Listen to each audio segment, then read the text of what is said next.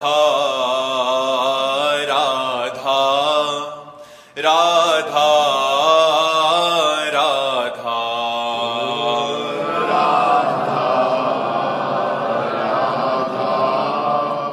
राधा राधा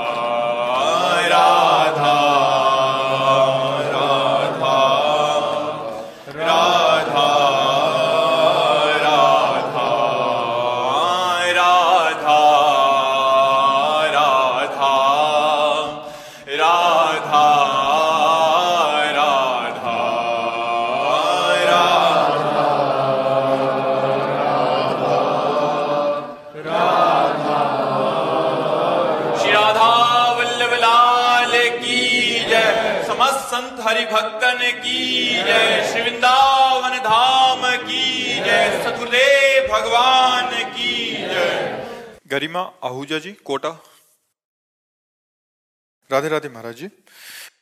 महाराज जी, जीवन साथी ढूंढते समय एक पुरुष में ऐसी कौन सी विशेषताएं अवश्य देखनी चाहिए जिससे हमारा ग्रस्त जीवन सुखमय, संतुलित और पूर्ण सुखद बना रहे?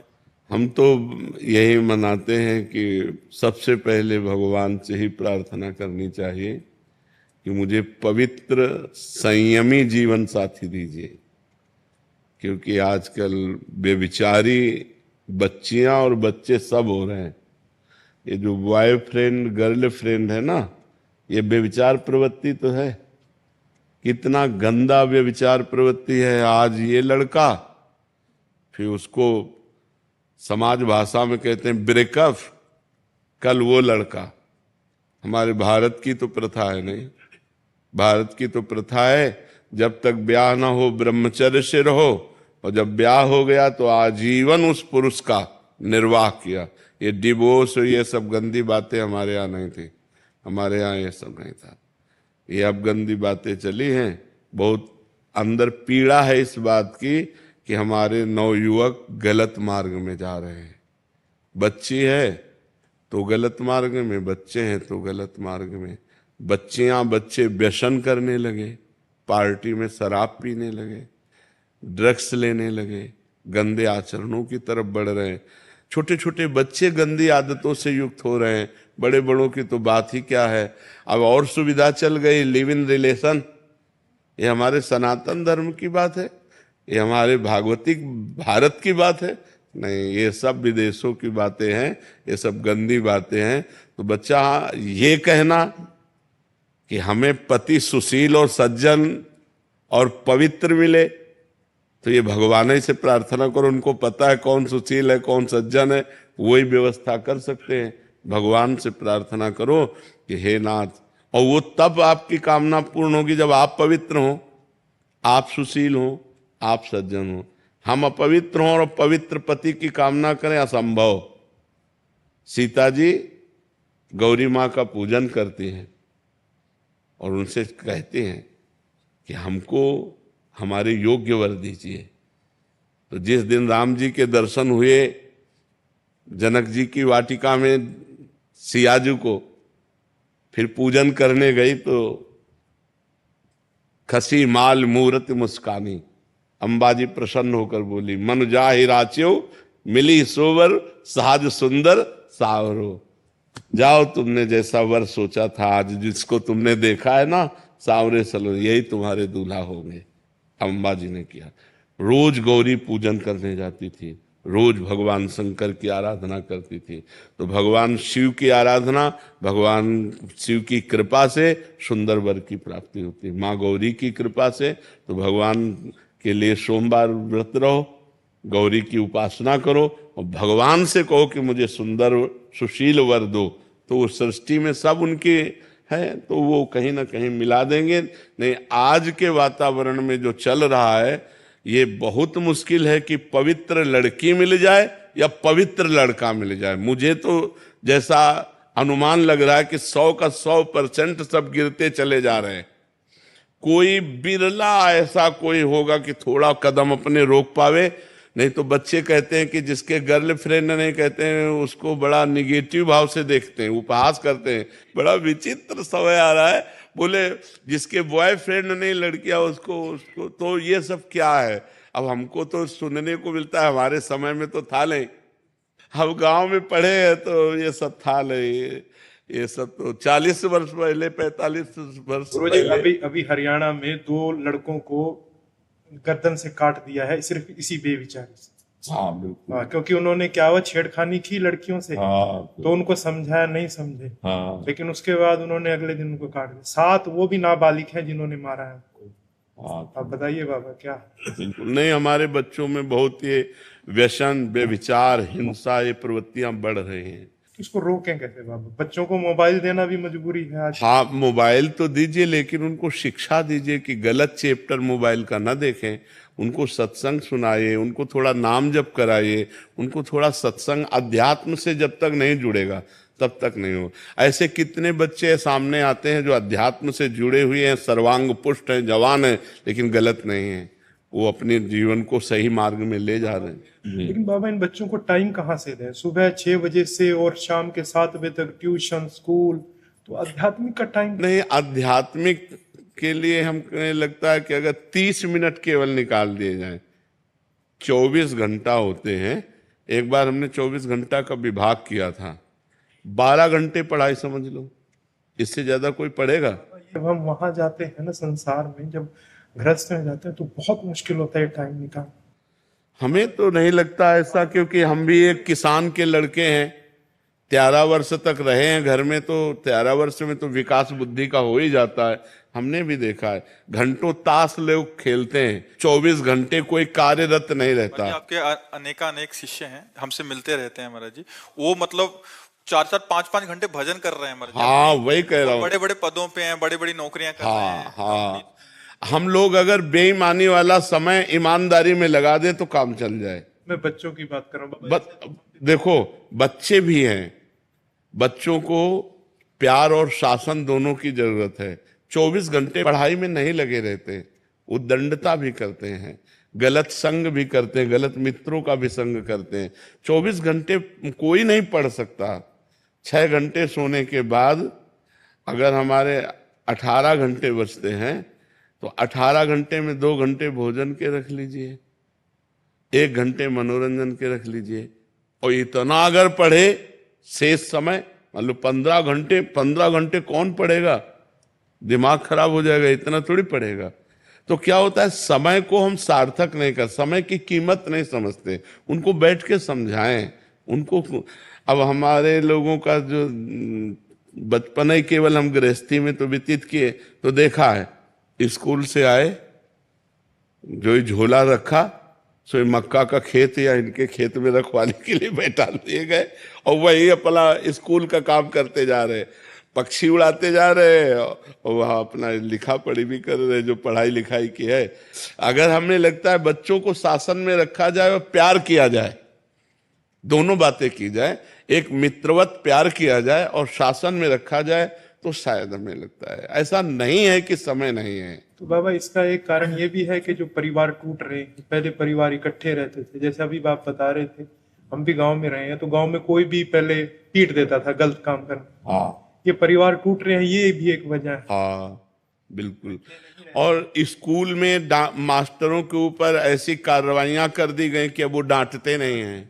नहीं तो जैसे 5 मिनट विलंब हो गया तो पिटाई होती थी, और अगर पाठ नहीं याद हुआ तो पिटाई होती थी स्कूल में। 1,000 से ऊपर कोई भी पैसा बच्चा मांगता है ना, तो हम उनको कहते हैं कि प्रेमानंद जी महाराज के प्रवचन सुनो 7 दिन तक, आधा घंटा डेली। उसके बाद में आपको वो चीज मिलेगी। बेटा ये दोनों मेरे बच्चे, इनसे पूछो आप लोग।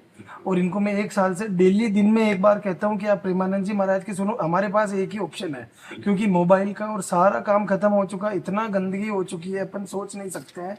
लेकिन आपके आशीर्वाद से देखो बच्चे भी तिलक लगाए हैं, आपके बच्चे। तिलक सबसे बड़ी चीज है महाराज की। इनका 1000 रुपए से इनको कोई भी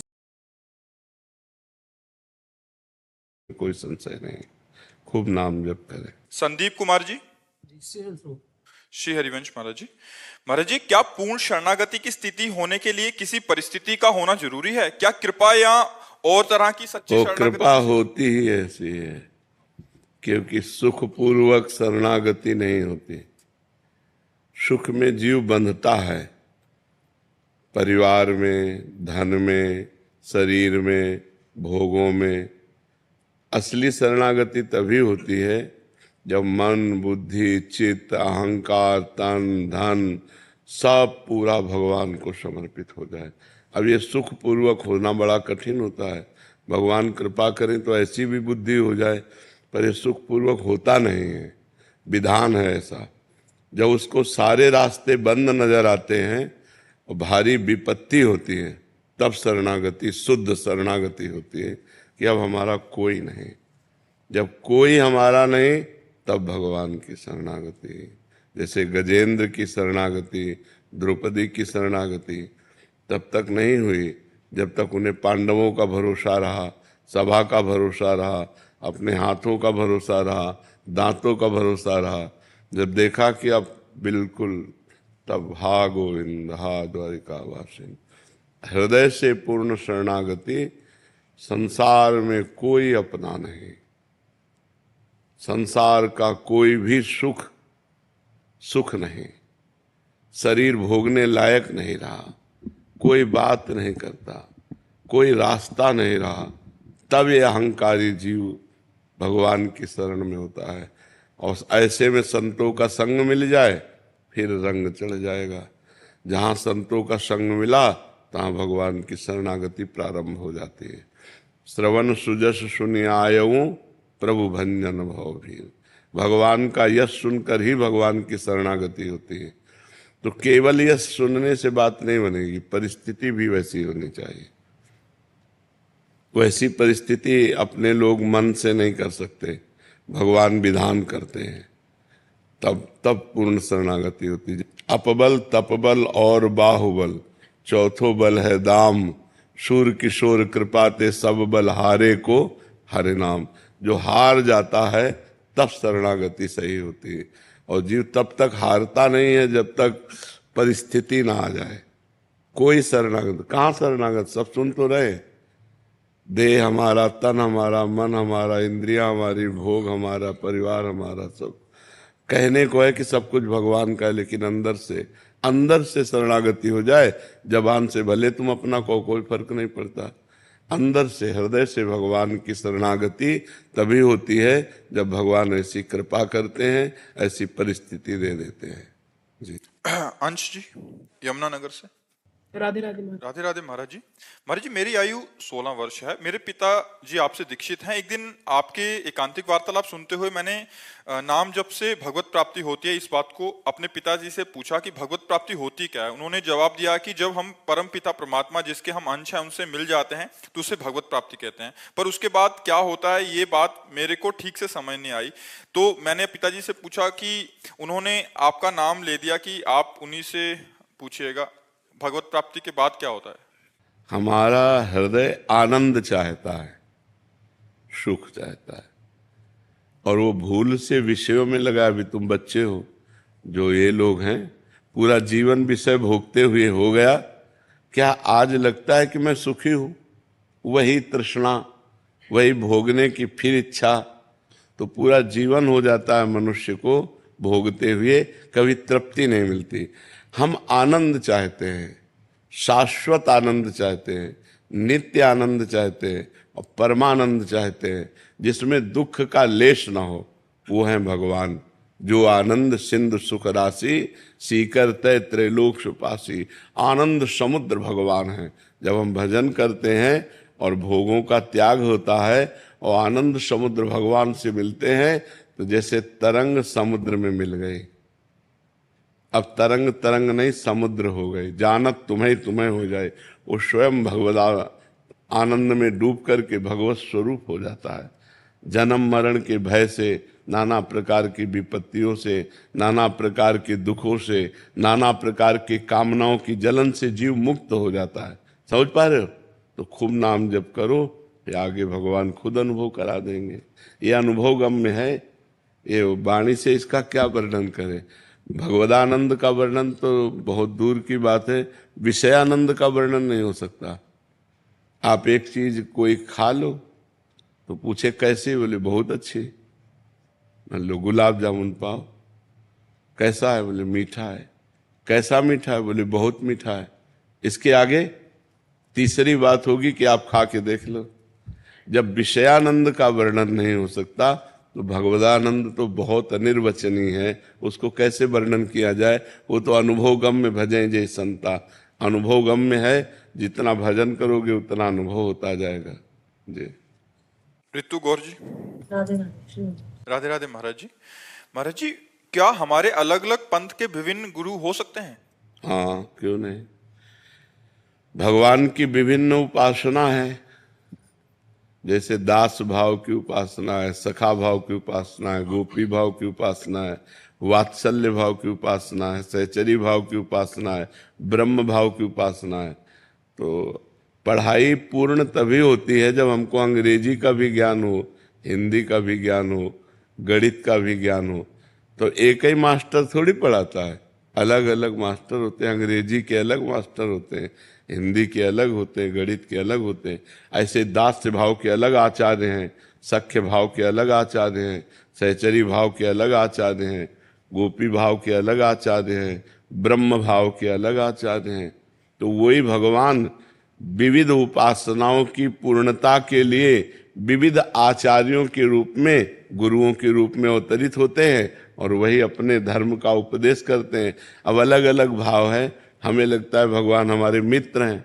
अब हमारी ये सिद्धि कैसे हो, तो सखा भाव की उपासना वाले गुरु का हम अनुसरण करेंगे, तभी हम ये सिद्ध हो पाएंगे। तो इसीलिए विविध गुरुओं के रूप में भगवान ही विराजमान हैं, विविध आचार्यों के रूप में भगवान ही विराजमान हैं।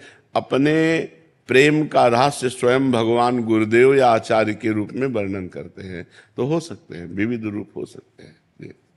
अखिल जी। राधा वल्लभ श्री हरिवंश महाराज जी। महाराज जी, हमारा दिमाग आगे का जीवन के लिए प्लानिंग करता रहता है, उस प्लानिंग को रोकने के लिए क्या श्री जी की तरफ मोड़ सकते हैं? उस प्लानिंग को मोड़ना ही चाहिए, नहीं डिस्टर्ब हो जाओगे। ओवर थिंकिंग तुम्हारी जब बढ़ेगी, नकारात्मक सोच बढ़ने लगेगी, और नकारात्मक सोच और ओवर थिंकिंग आपको डिप्रेशन में पहुंचा देगी।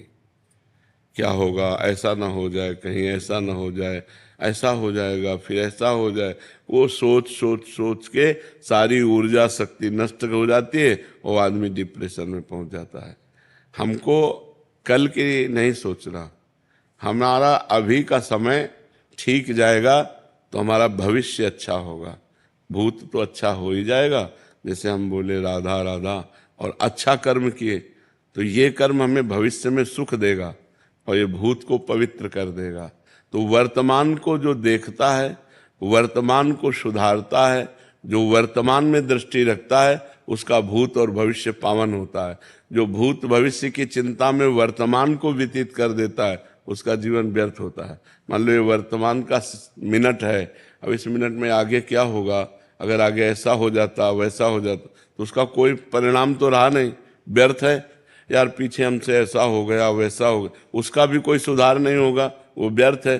सुधार होना है, राधा राधा राधा वर्तमान में बोलो और अच्छे कर्म करो, भूत भविष्य की चिंता का त्याग कर दो। भगवान कह रहे अनन्यस चिंतयन्तो माम ये जनाः परिपासते तेषाम नित्याभियुक्तानाम योगक्षेमम वहाम्यहम्।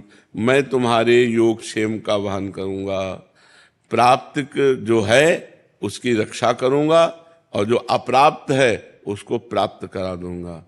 अप्राप्ति की प्राप्ति का नाम योग है और प्राप्ति की रक्षा का नाम क्षेम है।